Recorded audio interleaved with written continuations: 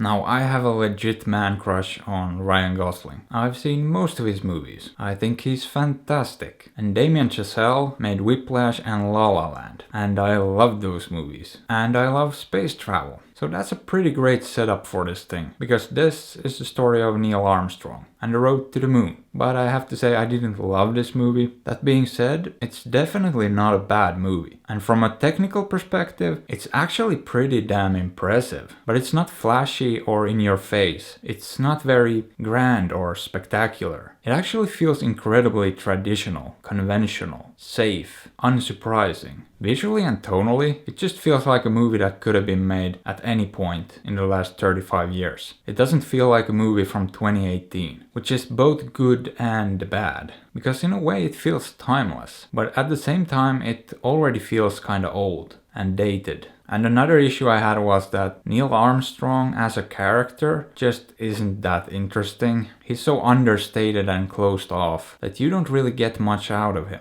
I mean, the whole emotional core of this movie circles around his wife and his daughter. Cut the wife out and you'd be left with basically nothing. Which does mean her character actually matters and isn't just there as background noise, which is great. But it also emphasizes just how emotionally unavailable Neil is as a character. And that makes him sort of difficult to get a feel for and connect with. And that makes the whole movie a little bit difficult to get invested in. Now, it's not impossible, and I did feel involved, but it's just not one of the most emotionally accessible movies out there. But those are kinda my only complaints about the movie. I didn't really have any major issues with it, but it also didn't really wow me or anything like that. However, the more I paid attention to the details, the more impressive it actually was. Because at some point I realized that the CGI and the special effects in this movie are practically seamless. But because the movie isn't big and flashy, you don't really pay attention to it that much. You don't really realize how good it is. But it is probably the most convincing special effects I've ever seen. And they are more or less 100% convincing. You can try and you still don't know what's CGI and what's not. Even when you know for a fact that something has to be CGI, it still looks 100% real. Now, good CGI is basically the standard these days, but this is next level stuff. It really blurs the lines between fiction and reality, so much so that you don't even notice it. In fact, the only time I really noticed that something was a little bit off was a few wide shots during the Apollo 11 launch. Those weren't perfect.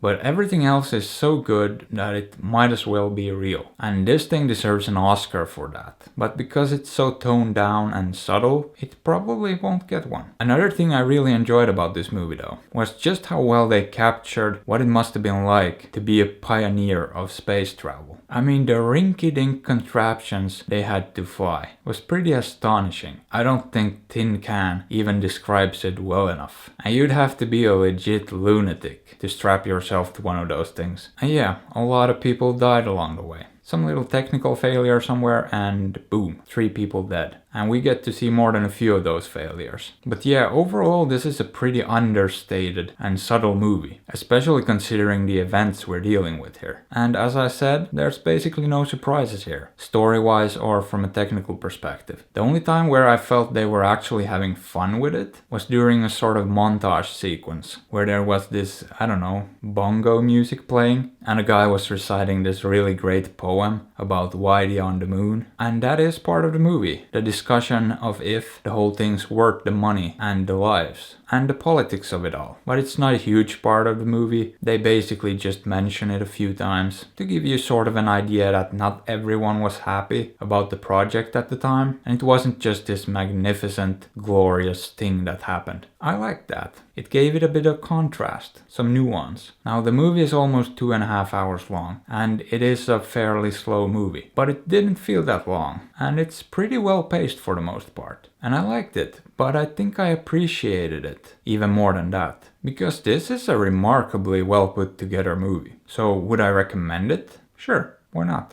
It's pretty good. So go watch it, or don't. I'm not your dad.